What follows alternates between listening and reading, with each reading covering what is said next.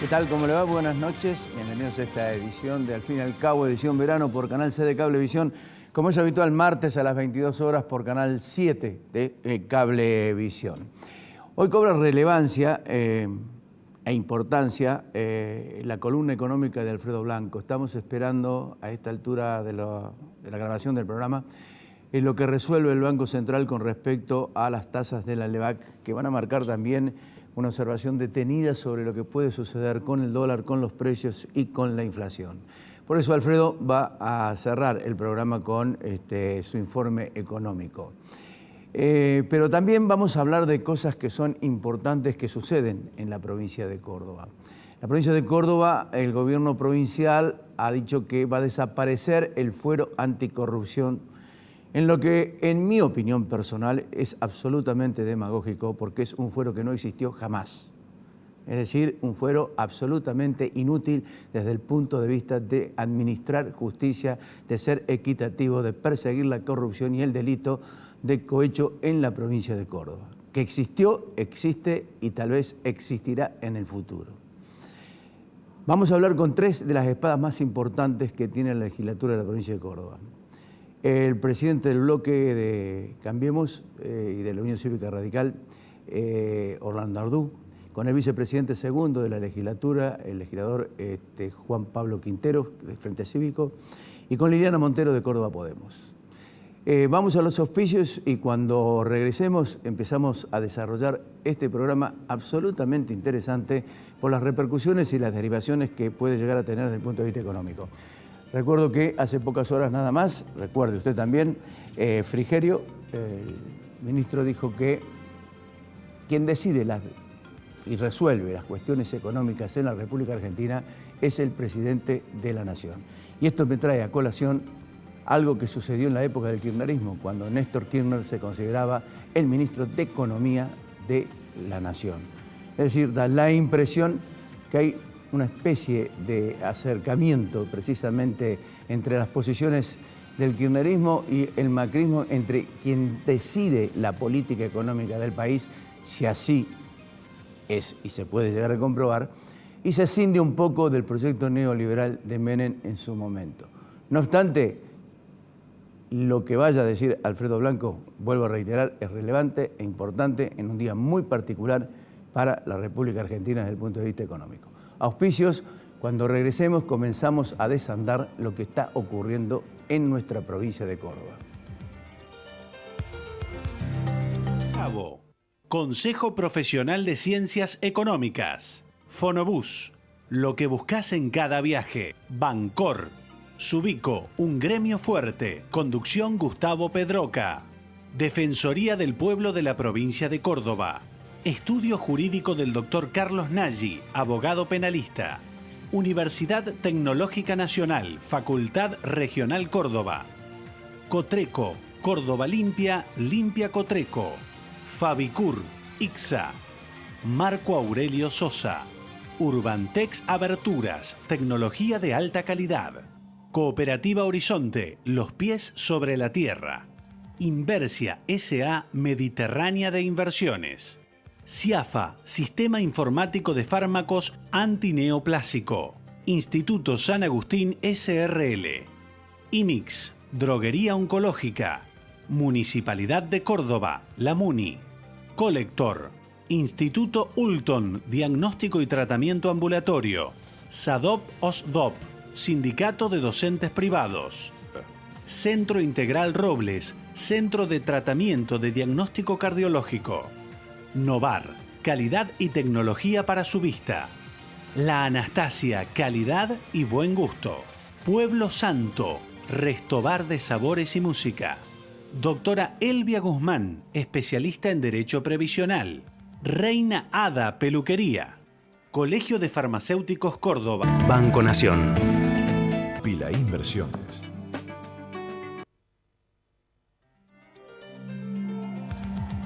Bien, el gobierno de la provincia de Córdoba quiere poner fin al fuero anticorrupción.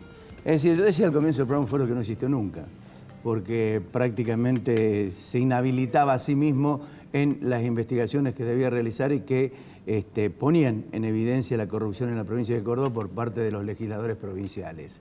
¿Qué va a pasar? ¿Cuál es la idea? Hemos convocado, como decíamos, a 3 de las espadas más importantes de la legislatura provincial para que de alguna manera nos den algún tipo de impresión, la primera impresión a través de lo que se conoce o lo que se ha dejado trascender con respecto a este tema. Juan Pablo Quinteros, Liliana Montero, Orlando Arduz, muchas gracias por venir. Gracias por la invitación. Un día particular, como decían ustedes, de mucho calor. ¿Quién va a venir? Bueno, vinieron Acá ustedes. estamos. ¿Cómo lo ves, Juan Pablo?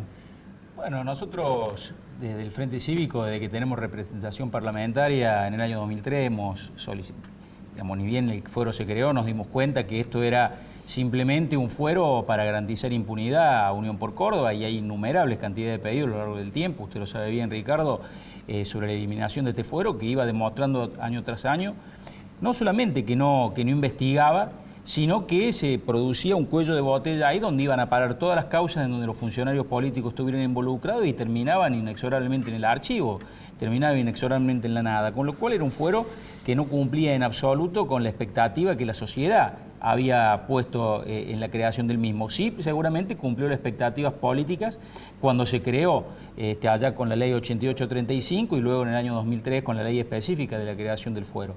Esto me parece que es evidente que el costo que el gobierno de la provincia de Córdoba está pagando por el mantenimiento de ese fuero es tan grande que no les queda otra que eliminarlo. Pero vamos a ver cómo viene el proyecto, vamos a ver qué se plantea, porque me parece que la eliminación lisillana, sin hacer un análisis del por qué el fracaso, nos va a conducir a que las próximas causas que tengan que ver con funcionarios corruptos terminen con la misma suerte. Por lo cual vamos a ver cómo es el proyecto, vamos a ver a quiénes después le van a dar la causa, porque si va a terminar siendo el Distrito 1 el que va a estar investigando, vamos a terminar a la larga con la misma circunstancia que la que estamos ahora. Por eso vamos a esperar a ver cuál es el proyecto, cómo lo plantean, y ahí recién me parece que, y lo que sí quiero dejar claro, por lo menos en lo que a mí respecta, me parece que esto tiene que tener un amplio debate en el seno de las comisiones. Lili, ¿por qué crees que Schiaretti decide toma una determinación de esta naturaleza a contrapelo de que su creador fue precisamente su socio político? Bueno, creo básicamente por algunas razones que son públicas y notorias, que es el costo político que va pagando cada vez que este fuero da un paso como los que da, que en realidad es tapar los hechos de corrupción. Me parece que Schiaretti no quiere enfrentar la próxima posibilidad de su reelección teniendo que dar respuestas sobre la cantidad de causas. Yo la verdad que había perdido la cuenta los otros días cuando veía el raconto que había hecho un medio de Córdoba, y de las cuales muchos hemos sido protagonistas. Yo conté 17 denuncias, tenemos allí adentro metidas, que nunca jamás fueron tan siquiera investigadas. Entonces me parece que lo de Schiaretti tiene que ver mucho con eso. Coincido con lo de Juan Pablo, hay que ser prudente, hay que ser cuidadoso. Creo que sin duda es el triunfo de los que anunciábamos el fracaso, este fuero. La segunda cuestión, creo que hay que ser muy claros en una cosa. Este fuero le ha costado plata a los cordobeses, ¿no? Le ha costado funcionarios, le ha costado un andamiaje institucional que de pronto alguien se tiene que hacer responsable. Digo, nosotros en lo personal estoy analizando si corresponde o no hacer un jury de enjuiciamiento a quienes son responsables del no funcionamiento de este fuero. Claro. Digamos, fiscal general, los fiscales adjuntos, la jueza de control. Porque ahora digo, sale la titular del Tribunal Superior de Justicia, salen los funcionarios del gobierno a decir, bueno, no, porque no funciona, muchachos, si no funciona, ¿quién se hace cargo de lo que le costó a los cordobeses este fuero durante todos estos años? Esta es la segunda parte. Y la tercera parte, tomando lo que dice Juan Pablo, es decir, bueno, a ver, ¿qué va a pasar con las causas? Porque si no somos claros en que acá no puede haber ninguna discrecionalidad en el manejo de las causas, es decir, que al fiscal general no se le ocurra que, bueno, que le parece más oportuno que le investigue otro fiscal o meterle un fiscal que coadyuve al que lo esté investigando por sorteo.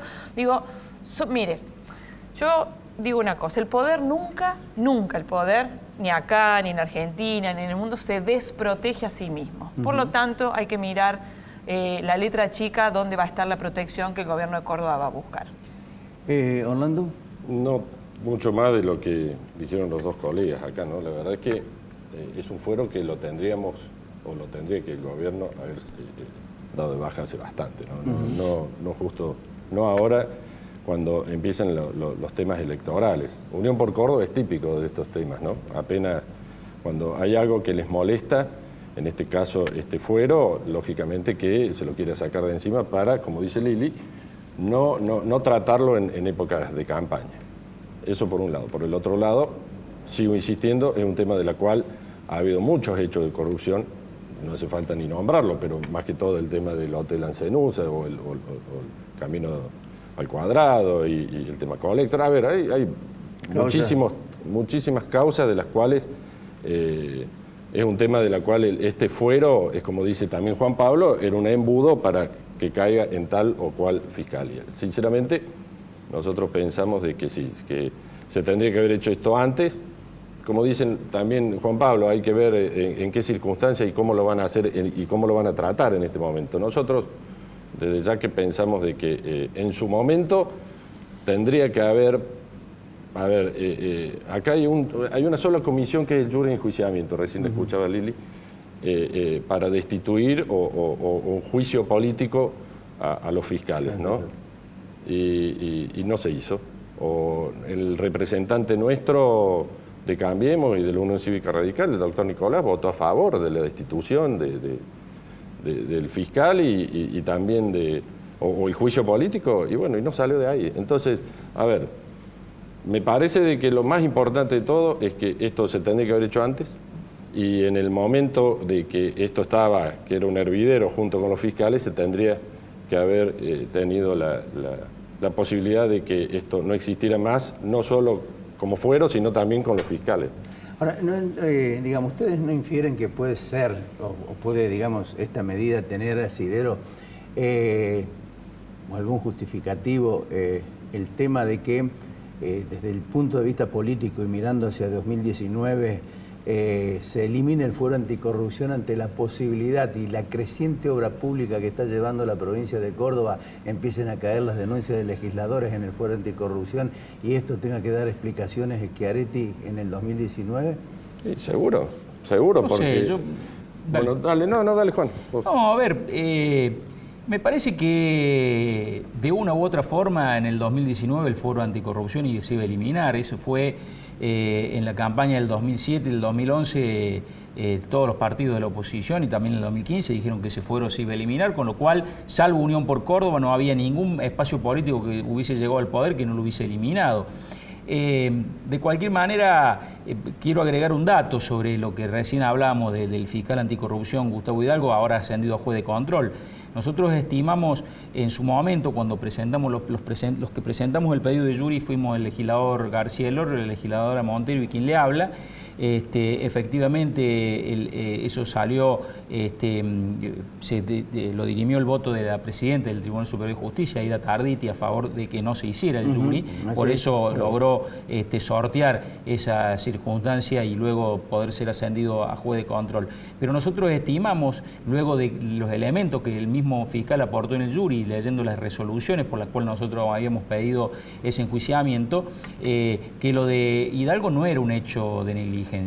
Había un claro hecho delictivo que era un encubrimiento, la figura del encubrimiento agravado, y hoy Gustavo Hidalgo está denunciado por nosotros tres por encubrimiento agravado, causa que se va a terminar, en algún momento se va a terminar investigando y en algún momento va a terminar pagando, porque también coincido con lo que dice la legisladora Montero. No se puede eliminar un fuero así porque sí, después de 14 años, decir que fracasó y no tener absolutamente ninguna consecuencia para que tuvieran a cargo de tener que investigar cosas que evidentemente no investigaron. Por lo cual, en el 2019 era inexorable que este fuero se iba a terminar, y es inexorable porque todo llega, no hay plazo que no se cumpla ni deuda que no se pague.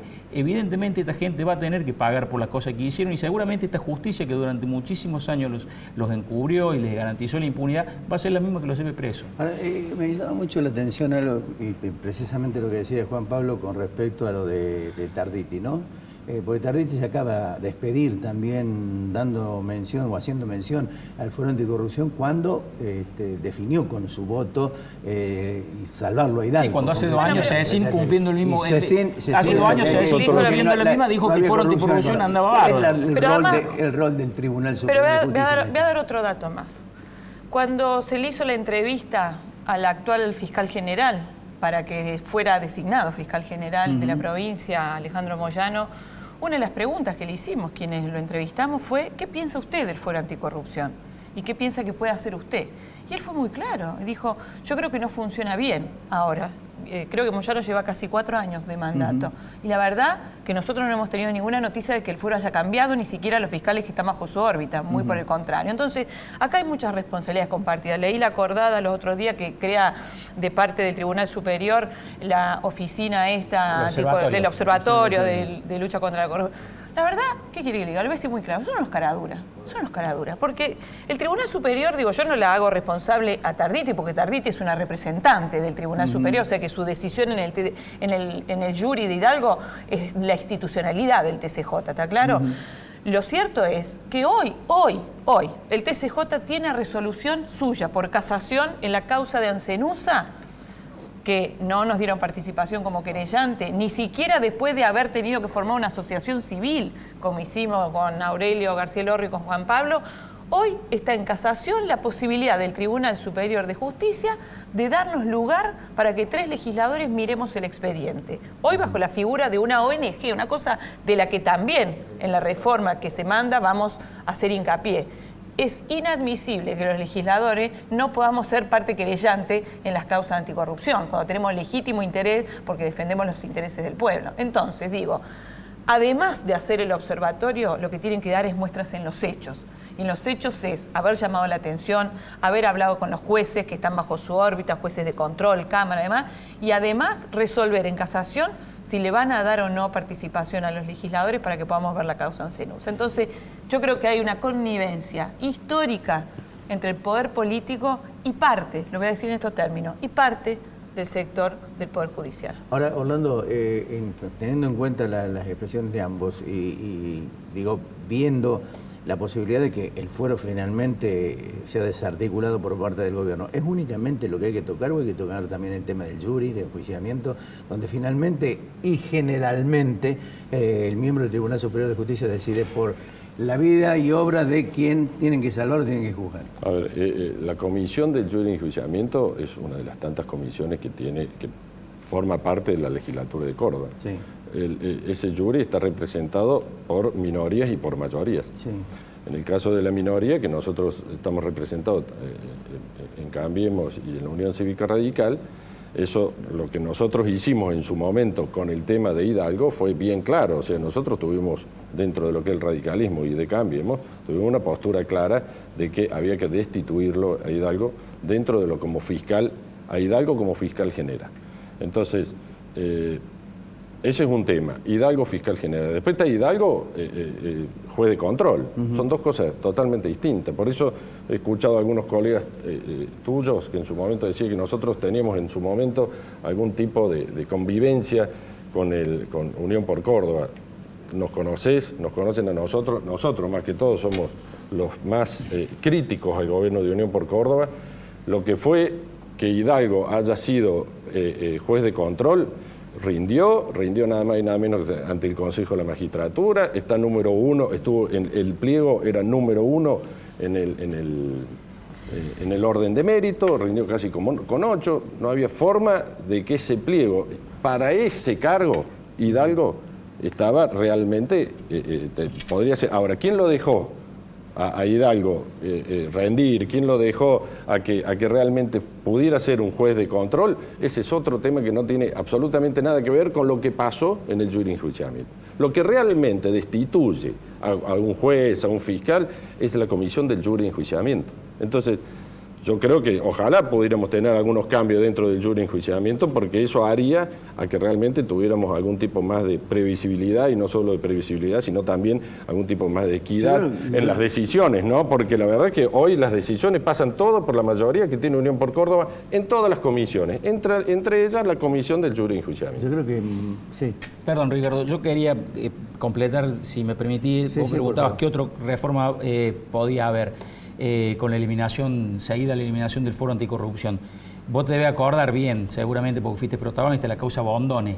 La causa Bondone fue una causa que se investigaron a funcionarios de IPAM por sobreprecios que se cobraban en los traslados. Bueno, una causa que fue realmente escandalosa, que estuvo muy bien investigada, una causa que estuvo realmente, que se llegó a conocer la realidad. Fue una de las pocas causas de la Fiscalía de Hidalgo que se logró elevarse a juicio, por supuesto. Fue a Mayusco.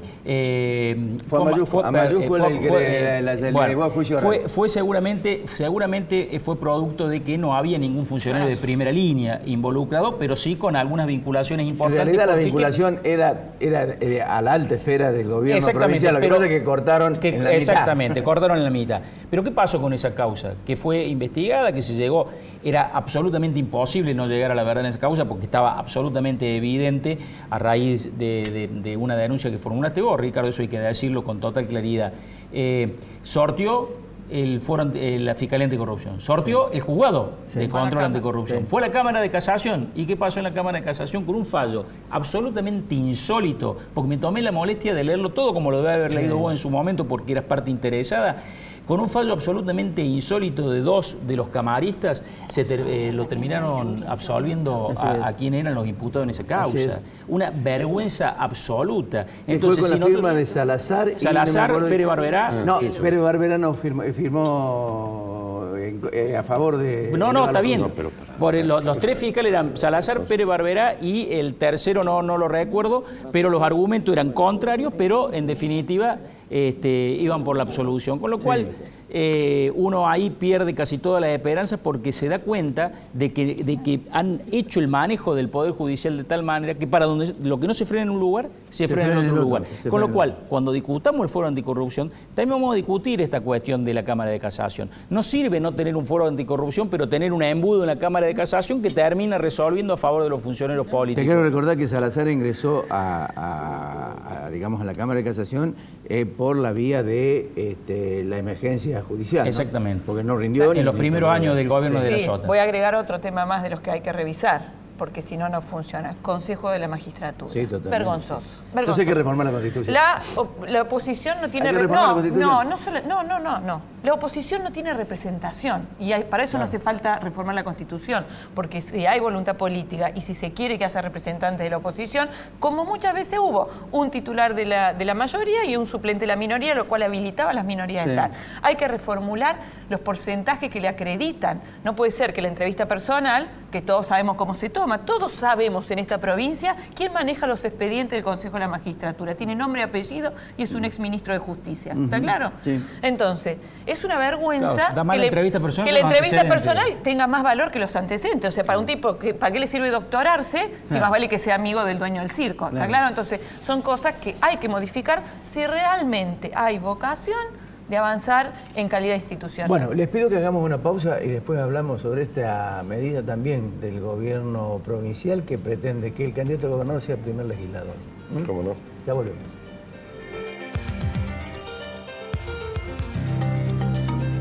Blanqueo y moratoria. Aproveche ventajas y disminuya riesgos. Consulte a un contador matriculado. Consejo Profesional de Ciencias Económicas de Córdoba. Un banco presente junto a todos los argentinos. Banco Nación.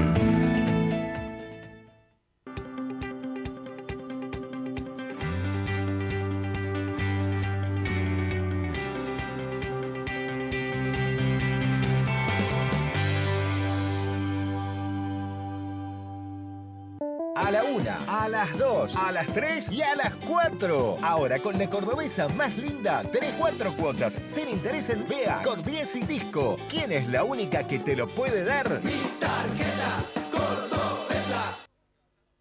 Sabemos que podés escuchar. Pero también necesitas que te escuchen. Sabemos que tu tarea no termina en el aula. Por eso nuestra lucha continúa. Sabemos que podés sola.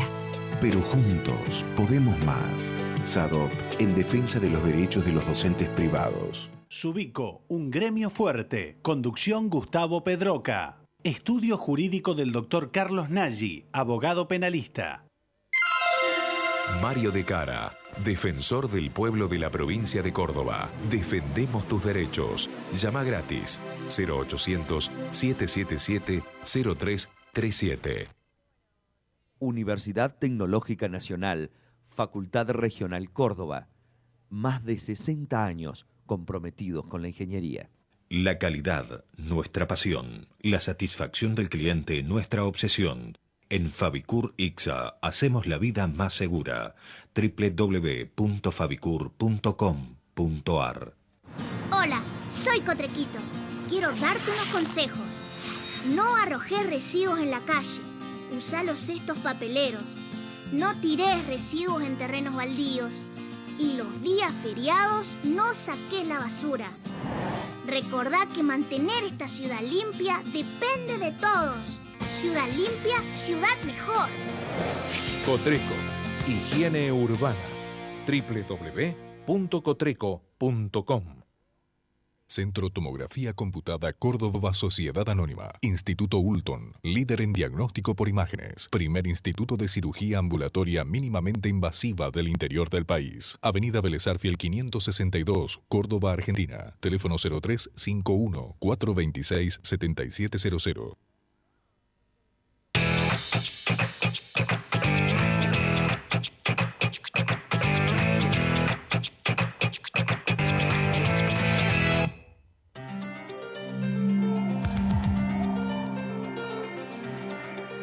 Con la firma de Oscar González y Carlos Gutiérrez, el oficialismo ha presentado un proyecto de ley de modificación de las candidaturas mejor dicho, de ampliación o modificación, como quieras llamarlo.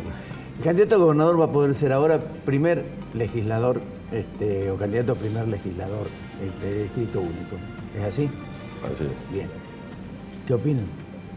Yo, a ver, en lo personal, me parece que nosotros nos hemos quedado, en esto de cuestiones de reforma política, nos hemos quedado muy a mitad de camino. Primero con aquella primera reforma política en serio que se quiso hacer, que se llamó a esta comisión de notables, en la que gran parte de lo que ellos recomendaban no fue tomado y simplemente se hicieron algunas reformas electorales, algunos maquillajes electorales, con lo cual quedó a mitad de camino. En el 2015, en su primer discurso, el gobernador Schiaretti, en la primera apertura de sesiones, anunció que se iba a avanzar con una reforma política que en su primer gobierno se había iniciado, y la verdad que nosotros también vimos ahí la oportunidad para avanzar en algunas cosas que tampoco se avanzaron, porque, por ejemplo, quedamos con la boleta electrónica, quedamos con algunas cuestiones de acortamiento de mandatos o limitación de mandato a los intendentes, y después, cuando teníamos que discutir, por ejemplo, el financiamiento de los partidos políticos, materia clave, creo, en este país para discutir, no se discute. Y de repente avanzan una reforma política en otro sentido que no tiene nada que ver con lo que veníamos hablando, que es que el candidato a gobernador y vice puedan ser primer y segundos candidatos en la lista de distrito único.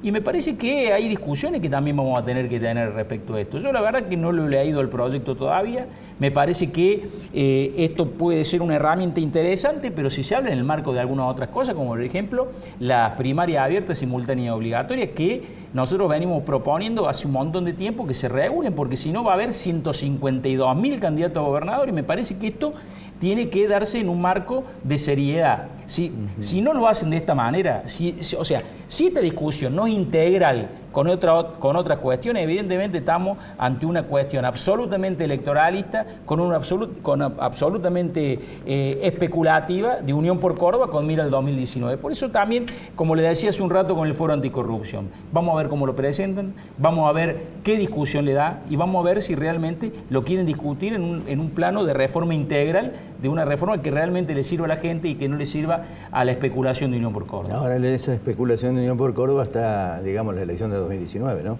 Es decir, la división esta, o mejor dicho, de sancionar esto, porque tienen la mayoría, implica también una división muy fuerte de la oposición para tratar del medio posible de... Yo de todos modos estoy convencida que Unión por Córdoba está transitando el siglo XXI siendo una estructura del siglo XX, ¿no? Y que todavía cree que va a frenar la posibilidad de que los cordobeses opten por un cambio a partir de buscar estas triquiñuelas que en realidad están mucho más cerca de la especulación política y mucho más alejados del debate sensato. Yo coincido con Juan Pablo. La verdad que hay un libro muy bueno que ha generado esta comisión que se llama Si no va más, que inclusive algunas de esas reformas se habían sancionado, como el tema del financiamiento de los partidos políticos, y a poco de andar las suspendieron. Y nosotros en el año 2016, esta legislatura, recibió en 2 oportunidades en la Comisión de Reforma Política a importantes catedráticos especialistas para hablar del tema de financiamiento y quedó en la nada. Entre ellos a quien hoy es titular de Transparencia Internacional, ¿no? La doctora Delia Ferreira. Lo cual, digo, Unión por Córdoba tiene que parar esta máquina de especulación política. Lo digo, yo no tengo hoy una posición tomada de fondo respecto de esto, me parece de mi parte lo más sensato decirlo. No tengo una posición, pero comparto de que, porque soy autora de un proyecto, de la necesidad de las PASO para poder limpiar un poco las candidaturas y que haya una instancia previa, porque si no, esto solamente huele a ver cuántos candidatos generamos para que le saquen voto al que está en frente nuestro y vamos a ver cómo los habilitamos para que sean candidatos. La verdad que me parece poco serio. Orlando, el oficialismo dice, toma como referencia la Carta Orgánica Municipal. A ver, el oficialismo, Unión por Córdoba, cuando hace una reforma es porque la definición es que le conviene a ellos. O sea, no hace ninguna reforma de la cual a Unión por Córdoba nos salga beneficiada. Y realmente eso es poco serio y más que todo para la democracia cada vez vamos para atrás, porque si, o sea, es un retroceso esto. Si nosotros hoy le pedimos que los candidatos a gobernador sean también primer candidato a legislador, significa de que va a haber, como dice Juan Pablo, muchísimos candidatos a gobernadores y eso hace a que disperse el voto, lógicamente, de la oposición, o en este caso del partido de la cual nosotros pertenecemos o de la alianza que pertenecemos, que es Cambiemos. Si diversificamos el voto, lógicamente que eso es típico que le ayude o mejore la situación que tiene Unión por Córdoba. Ahora, y es como dice Juan, a ver, si vamos a reformar, si hay posibilidad de reformar, lo reformemos y hagamos las cosas serias. No solo, si a ellos les parece de que tiene que haber varios candidatos a gobernadores, bueno, también tiene que haber un filtro para los candidatos a gobernadores, que serían las PASO. Y también tiene que haber, como nosotros lo presentamos en el 2014, y en eso estuvimos casi todos de acuerdo, una fecha fija para el gobernador. Entonces, a ver, si vamos a hacer tantas cosas para que lo que viene, que en el 2019, tantas reformas, que lo único que le conviene a Unión por Córdoba, bueno, a ver, alguna que también le convengan a los cordobeses. Y que le convenga a la democracia interna, no solo de los partidos, sino la democracia no solo de los cordobeses, sino del país. Pongamos una fecha fija al gobernador, ahorremos dinero y vayamos con la fecha del presidente, por ejemplo. A ver, todas estas cosas, por supuesto, si uno ni en comisión está, porque lógicamente Unión por Córdoba pierden todas en eso. Entonces, seguimos, mientras esté Unión por Córdoba y mientras haya algún tipo de reforma, es pura y exclusivamente si les conviene a ellos. Entonces, para nosotros este tipo de reformas, para gobernador, para que sea el primer legislador, sinceramente no tiene un fin pura y exclusivamente electoral. Para nada. 2 artículos, creo, nada más, ¿no? Son 2 de la ley, o sea, que no contempla absolutamente Ojo, no ha tomado estado parlamentario, habría que ver, todavía yo la ley no la hemos visto, pero... No, pero ahora, fíjate vos esta oportunidad, estas cuestiones que dice Orlando. Cuando se sancionó hace poco algunas reformas electorales, no políticas, la verdad que fueron reformas menores, el tema de la fecha fija fue un tema de debate y en realidad Unión por Córdoba lo que hace es limitar que al 1 de marzo del año electoral tiene que anunciar la fecha. O sea, una cosa ridícula, cuando todos los partidos políticos, todos los especialistas, todos, absolutamente todos los especialistas que llegaron a la legislatura dijeron lo más sano para el sistema democrático es que haya una fecha fija. Pónganla la que quieran, pueden discutir si va junto con el gobernador, con el presidente o no, digo porque hay distintos criterios en eso, quienes hablan del tema de la independencia de las provincias, todo eso está bien. Ahora, está claro que debían fijar una fecha fija. Y no, agarraron y dijeron, no, nosotros lo único que vamos a hacer es poner un límite a cuándo anunciamos la fecha. Mire, si algo tenemos claro, independientemente que sea una ley sancionada en el gobierno anterior, una ley nacional, es que si hubo un avance fue la claridad de tener una fecha fija de la elección para presidente y las primarias abiertas, simultáneas y obligatorias fueron 2 avances que después se discutirán los costos, si está bien, si está mal, si da, pero evidentemente a la luz del resultado a la democracia le hace bien y le hace muy bien y le haría muy bien a Córdoba y lo venimos discutiendo hace un montón de tiempo, pero después de 18 años de verlo funcionar al gobierno provincial, De Unión por Córdoba no esperemos nada que beneficie a la gente. Esperemos solamente que hagan cosas que ellos crean que le benefician a ellos. Lamentablemente esto es así. Gracias a los tres. Muchísimas gracias. Tiramos la pelota al medio de la cancha, ya vamos a ver cómo la resuelven. En cualquier momento lo vamos a clavar la hamburguesa. Tarde o temprano la vamos a terminar clavando. Gracias, Gonzalo. Gracias, Lili. Gracias, Orlando. Gracias. Cuando regresemos, Alfredo Blanco con nosotros.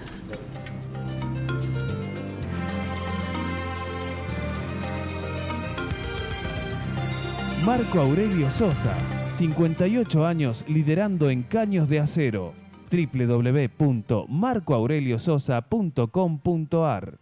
Aberturas Urbantec, tecnología alemana, producción argentina. www.urbantec.com.ar. Pensá en tu futuro. Hablemos de tus ahorros. Pila Inversiones.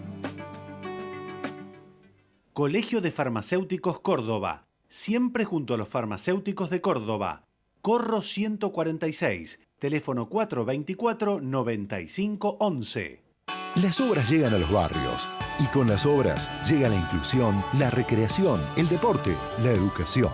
La ciudad suma un nuevo parque educativo en barrio Villa Allende Parque, en la zona noroeste. Actividades deportivas, recreativas y muchos talleres para todas las edades. Un espacio que celebra la autonomía de los barrios. Descubrilo vos también. Y prepárate para disfrutar de la pileta durante todo el verano. Ingresá en parqueseducativos.córdoba.gov.ar y conocé los 5 parques educativos que crecen en la ciudad. Córdoba, capital social. Municipalidad de Córdoba.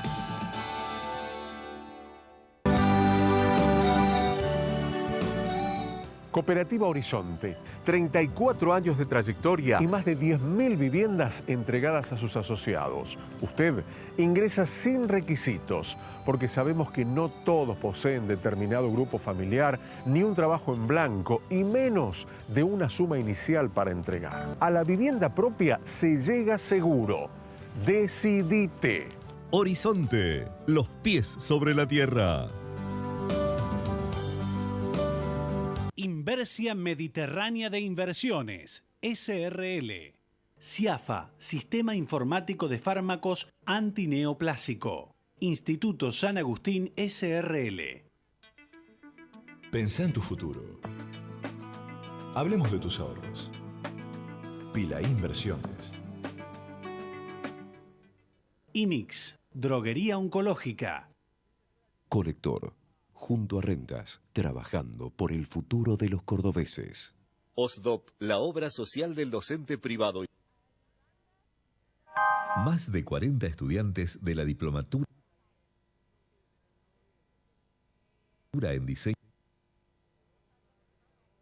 y gestión de emprendimientos en turismo rural recibieron sus diplomas luego de finalizar la propuesta de formación impulsada por el defensor del pueblo Mario de Cara y la Facultad de Ciencias Agropecuarias de la Universidad Nacional de Córdoba. Esta diplomatura se suma a las de Desarrollo Sustentable y Energías Renovables organizadas por la institución junto a distintas universidades. Mario de Cara, defensor del pueblo de la provincia de Córdoba.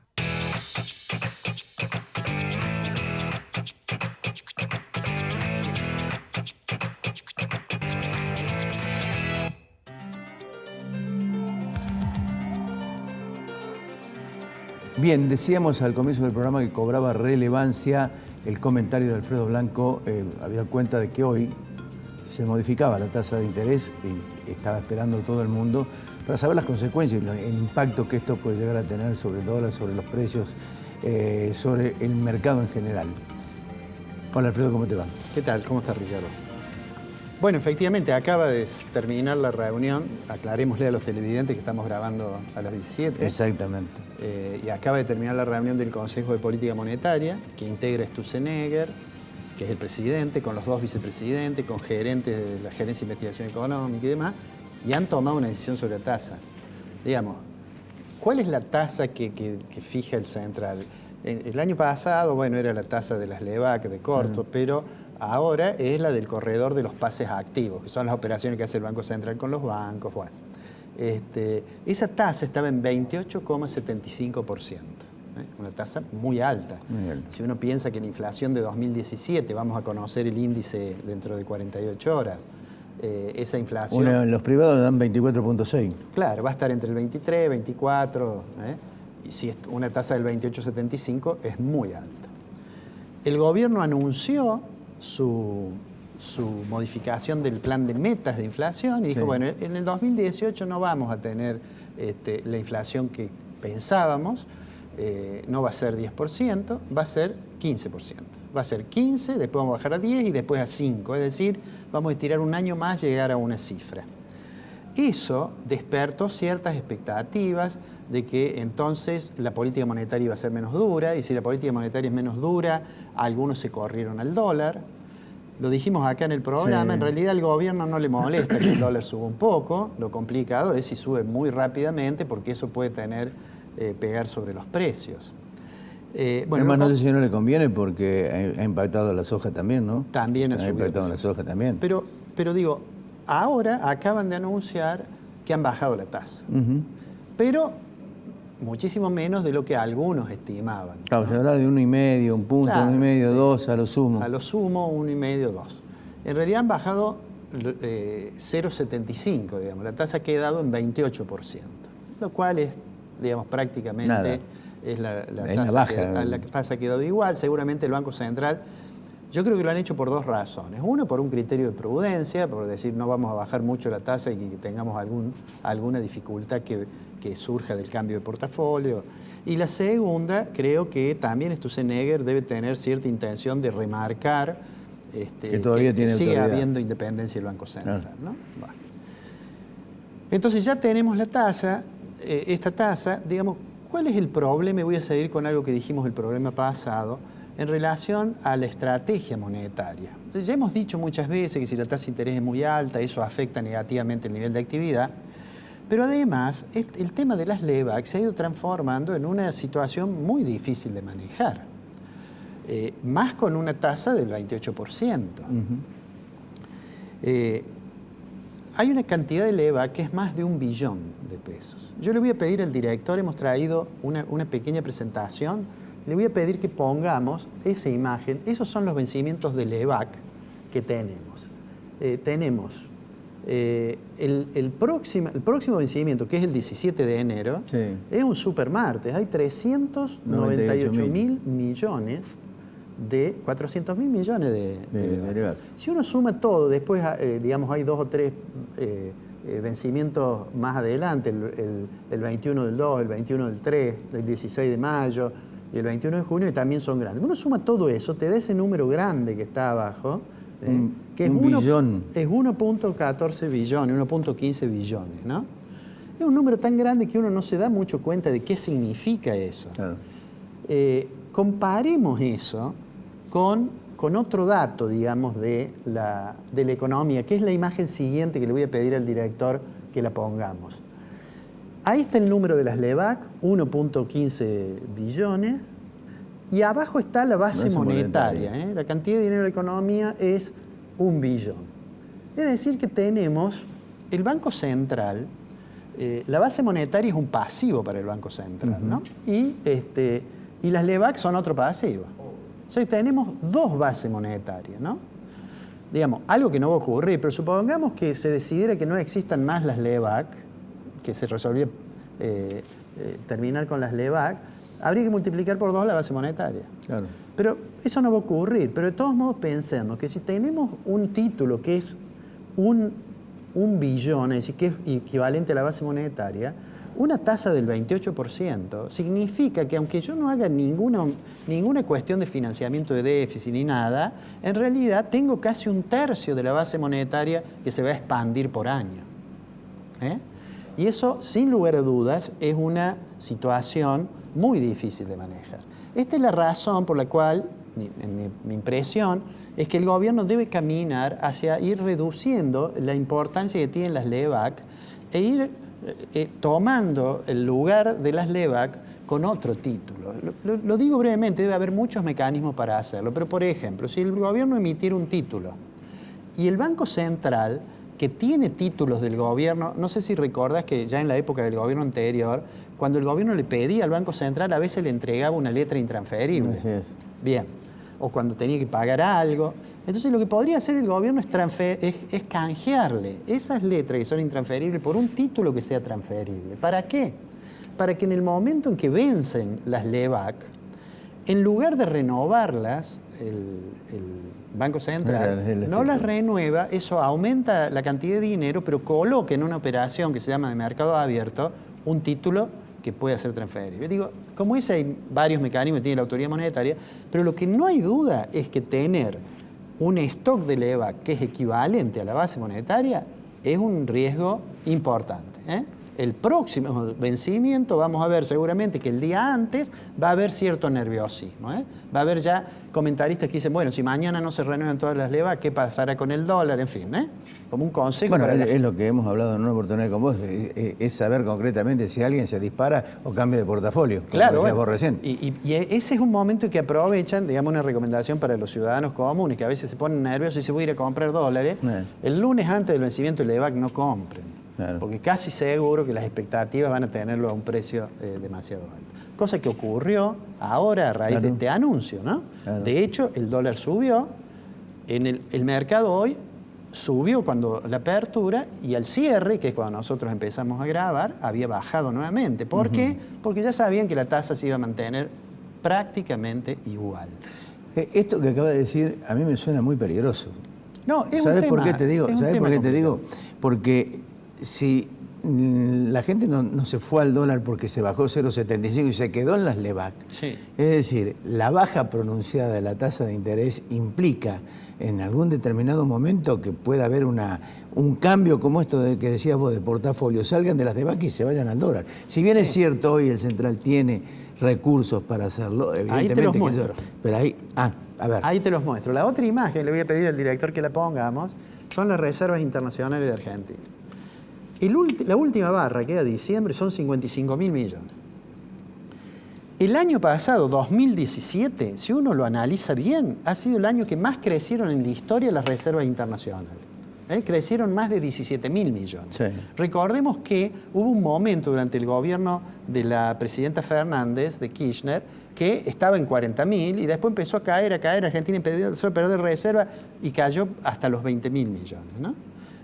Bueno, esa recuperación, por supuesto, los 55.000 millones no son todos del Banco Central, porque dentro de las reservas se computan los depósitos que tienen los bancos de moneda extranjera en el Banco Central, ¿no es cierto?, de acuerdo a la normativa vigente.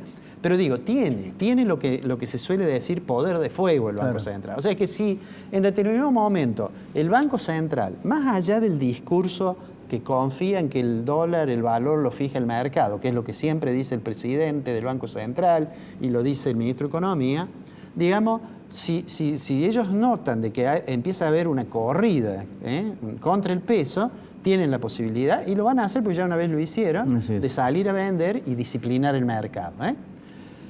Bueno, estas son estas novedades. ¿Qué puede pasar de aquí en adelante? Yo creo que estamos ahora en un momento en que el gobierno dio muestras de cierto realismo al decir que la meta de inflación, obviamente, había que modificarla. Yo no estoy de acuerdo con los que dicen que entonces perdió credibilidad. Yo creo que ya nadie creía que la inflación del año que viene fuera a ser el 10%. Pero dio una señal de que probablemente la política monetaria sea un poco más laxa, gradualmente, hoy empezó bajando solo 0,75, para tratar de que haya una recuperación económica un poco más rápida. Pero hasta ahora, yo diría, no se ha visto todavía eso. Si bien el mismo Sturzenegger dijo que con la nueva meta las tasas se irían adecuando. ¿Cuándo vamos a tener un poco más de claridad? Bueno, vamos a tener el índice de precios la semana que viene y vamos a tener un primer trimestre, ya lo hemos dicho, no lo vamos a desarrollar hoy porque se nos va el programa, pero un primer trimestre complicado por aumento de tarifas, porque los medios de Buenos Aires además nos van a poner todo el día que aumente el transporte, aumente el transporte, se va a tener mucho efecto mediático, aunque acá en el interior no sea la misma situación. El índice de precio del consumidor de Buenos Aires va a crecer más probablemente que el de la región pampeana, donde estamos nosotros, pero ahí vamos a ver el gobierno finalmente cuál es el margen de maniobra que tiene. En lo político, obviamente hay algunas dificultades. Acaban de anunciar que la reforma laboral, sobre la cual habían expresado que tenían acuerdo, parece que se difiere. Va a haber paritarias, va a haber presiones inflacionarias de costos por el ajuste cambiario seguramente. y va a haber reajuste de tarifa. Es decir que vamos a seguir teniendo noticias todos los martes para seguir hablando, Fonseca. Alfredo, nos encontramos el martes que viene. El martes que viene. Ya volvemos.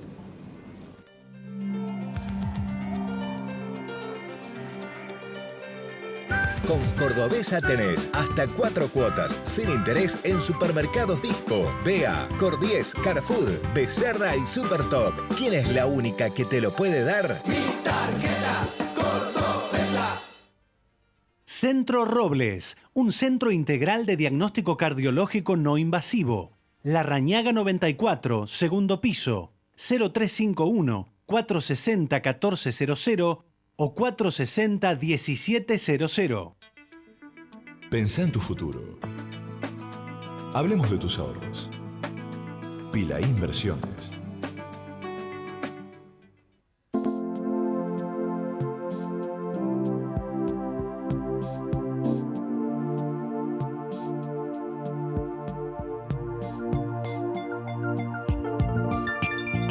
Hay un antes y un después en tu manera de ver las cosas.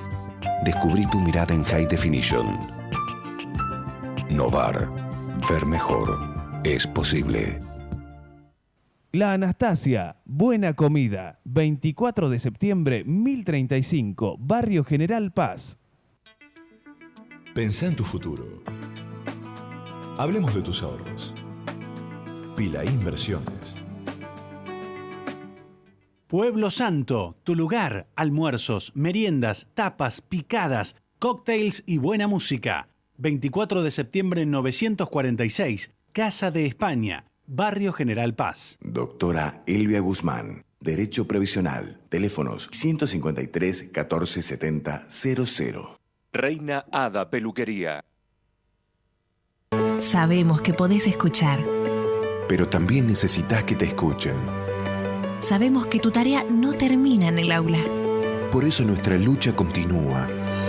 Sabemos que podés sola. Pero juntos podemos más. SADOP, en defensa de los derechos de los docentes privados. Todas las especialidades médicas, calidad humana, ciencia médica, proximidad. 0810-333-9701. Esta es la bolsa de valores, la de los valores que realmente importan. Un lugar donde se invierte en las acciones que nos hacen crecer como personas. Aquí encontramos a los inversores de la vida. Yo me convertí en inversor de la vida cuando entendí que no me estaba comprando un auto, no. Estaba invirtiendo en conocer lugares nuevos y que no estaba levantando 4 paredes. Invertí en mi propia historia familiar. Empecé a invertir en las cosas que realmente te importan, porque de eso se trata la vida, ¿no? De vivirla.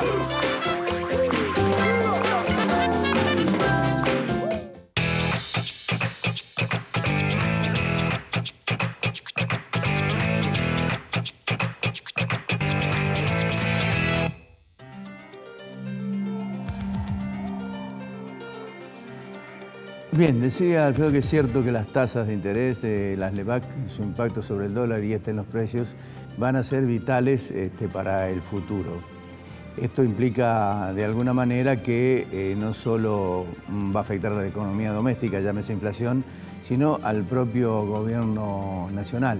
¿Por qué digo esto? Porque cualquier decisión de mover la tasa de interés implica riesgos. Lo ha advertido Alfredo durante muchísimo tiempo y lo hemos advertido también en numerosos programas. Es más, en abril del año pasado, Alfredo ponía en evidencia los tropiezos que ello podría llegar a traer, o traería concretamente. Tasas de inflación, déficit fiscal y endeudamiento sin resolución. Yo creo que Macri está ante problemas. No sé si son muchos o muy pocos, pero no puede minimizarlos. Porque además tiene un frente de leyes que considera vitales, entre ellas la reforma laboral que acaba de decir Alfredo recién, parece ser que se ha pateado hacia adelante, porque los sindicatos son reacios, pero no tanto. Habrá que ver si depende de varias circunstancias, si las paritarias están como piso, es uno de los problemas, o la movida de recortar los periodos de conducción, otro como se acaba de presentar como ley hace pocas horas. Y uno debería preguntarse si habrá carpetazos para conciliar o para tratar de acercar a los sindicatos. Y uno piensa inmediatamente en lo de Caballo Suárez, el Pata Medina y ahora Balcedo y Santa María, si son advertencias para la dirigencia sindical. Habrá que ver La corrupción es una endemia que la sociedad repudia sin tapujos. Políticos, sindicatos y empresarios están prácticamente unidos en todo este mal endémico. La corrupción que también rodea al presidente y su entorno familiar. Hace pocas horas nada más se ha conocido a través de una investigación del diario Perfil de 15.000 millones de dólares por ventas de parques eólicos, lo que pone en la lista de sospecha a la familia presidencial, ya que podrá hacer negocios entre privados, como explica el presidente, pero que evidentemente la mujer del César no solo debe ser honesta, sino también parecerlo, y Macri y su familia lejos están de parecerlos a partir de esta investigación que realiza el diario Perfil, más otros de los Panama Papers, etcétera, etcétera. Es imposible concebir, y en esto quiero ser claro, que Cristina Fernández de Kirchner no supiera los negocios que se hacían en su entorno. Entonces, es imposible creer que al presidente de la Nación le pasan o le rozan al lado todo este tipo de negocios y él no conoce absolutamente nada de esto. La corrupción hay que erradicarla, y no de palabra. Es lo que pretende simbólicamente el gobernador de Córdoba, y que aquí se ha hablado. Luego de 19 años de episodio de presunta corrupción, pretende eliminar las dudas con la eliminación del fuero penal económico o anticorrupción. Todo gobierno que llega al poder se protege de los delitos que inevitablemente comete. La Oficina Anticorrupción, creada por José Manuel de la Sota, iba detrás de ese propósito. Las denuncias, con pruebas irrefutables en muchos casos o en todos, caían al archivo de ese fuero. Uno primero y dos después de los fiscales anticorrupción se encargaron de ponerle un cerco al delito provincial. Es decir, la desvergüenza le ganó a la decencia. Aunque es difícil concebirla en la política, en algunos funcionarios existe, hay políticos decentes. El gobierno de Unión por Córdoba no fue tanto, porque fue tan deshonesto como quienes interpretaron la aplicación de la justicia. Lo decían acá los tres legisladores. Increíblemente, un miembro del Tribunal Superior habló sobre una corrupción inexistente. Luego vendría el complemento de otro vocal del máximo cuerpo, desnudando la ineficacia del fuero luego de haber aprobado precisamente la designación de juez anticorrupción de quien era fiscal inepto anticorrupción. Lo cierto es que el político no quiere que nadie lo investigue mientras la política sea un negocio. Coimas, sobreprecios, dádivas son el resultado de relevaciones empresarias o de revelaciones empresarias que prefieren reserva, es decir, el anonimato. La deshonestidad de los gobiernos en Córdoba excede en lo razonable. El enriquecimiento de muchos funcionarios nunca ha sido investigado. Encorsetada la investigación provincial, fueron también por la justicia federal. Otro cerco, aunque con salvedades. Integrantes que estuvieron a uno y otro lado del mostrador. Otros que participaron de canjes por cargo para evitar investigar al gobierno. Es decir, cualquier evidencia ahora resulta tardía y también engañosa. Por lo dicho, nadie quiere que se lo investigue. La artimaña seguramente, como se comentó aquí por los legisladores, va a aparecer rodeada de aspectos legales comprensibles, entre comillas, para el oficialismo, no para la oposición. Mira, en 1793 Robespierre dividió a Francia en dos partidos, el de los corruptos y el de los virtuosos. Se sentía rodeado por un enjambre de gente poderosa y corrupta. Creía Robespierre que solo lo podría redimir un poder excepcional, armado de la virtud. Nunca pensó que 225 años después estaríamos igual, corruptos y gobiernos sin virtudes. La honestidad como principio fundamental, la honestidad que no existe, la honestidad que está ausente, la honestidad que prácticamente es absolutamente incomprensible dentro de la dirigencia política, incomprensible por la falta de certeza, de autoridad moral, de respeto a las instituciones, pero fundamentalmente de respeto a quienes le delegaron el mando a alguien para que cuide concretamente el esfuerzo diario de los tributos que pone en evidencia desde su bolsillo. La honestidad, materia pendiente de la dirigencia política. Hasta la semana que viene.